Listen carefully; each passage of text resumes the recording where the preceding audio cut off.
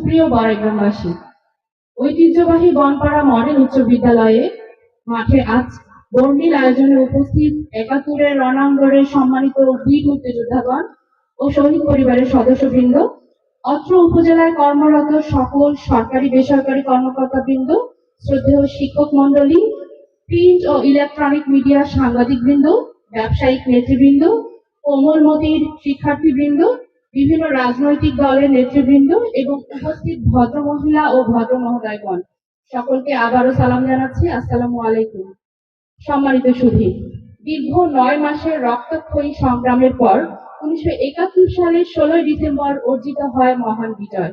এই দিন আমরা পৃথিবীর মানচিত্রে একটি স্বাধীন ও সার্বভৌম জাতি হিসেবে আত্মপ্রকাশ করি। বিজয় মানে শুধু একটি ভূখণ্ডের স্বাধীনতা নয়, এটি জাতির আত্মপরিচয়ের প্রতীক। এটি আমাদের ভাষা, সংস্কৃতি, অর্থনীতি ও রাজনৈতিক স্বকীয়তার অধিকার।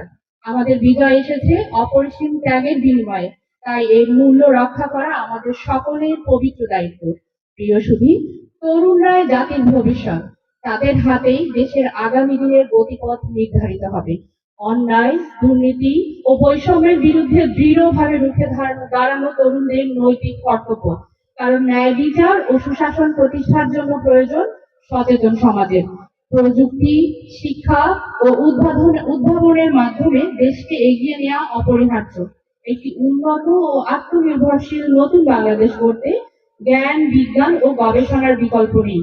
সর্বোপরি তরুণদেরকে দেশপ্রেমের চেতনায় উদ্বুদ্ধ হয়ে নিজ নিজ ক্ষেত্রে শ্রেষ্ঠত্ব অর্জন করতে হবে, যাতে করে তারা নিজেদের যোগ্যতা এবং দক্ষতা দিয়ে দেশকে উন্নতির সর্বোচ্চ শিখরে এগিয়ে নিয়ে যেতে পারে। সুপ্রিয় উপজেলাবাসী, কাউকে পেছনে ফেলে নয়, সকলকে সাথে নিয়ে আমাদের এগিয়ে যেতে হবে। আর্থ-সামাজিক উন্নয়নের ধারাকে নবপল্লবে বিকশিত করে একটি ক্ষুধা ও দারিদ্র্যমুক্ত, আধুনিক ও উন্নত নতুন বাংলাদেশ বিনির্মাণের পথকে সুগম করতে হবে। এ পথ যেন বাধাগ্রস্ত না হয়, সেজন্য দুর্নীতি দমন, আইনের শাসন প্রতিষ্ঠায় আমাদের সকলকে ঐক্যবদ্ধ হতে হবে।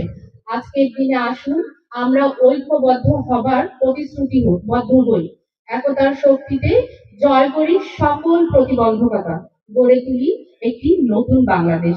পরিশেষে সবাইকে আবারও মহান বিজয় দিবসের শুভেচ্ছা জানাচ্ছি এবং বিজয়ের এই শুভ লগ্নে ভবিষ্যতের বৈষম্যহীন বাংলাদেশ বিনির্মাণের প্রতিশ্রুতি জানিয়ে আমার বক্তব্য এখানেই শেষ করছি। সকলকে ধন্যবাদ। আসসালাম।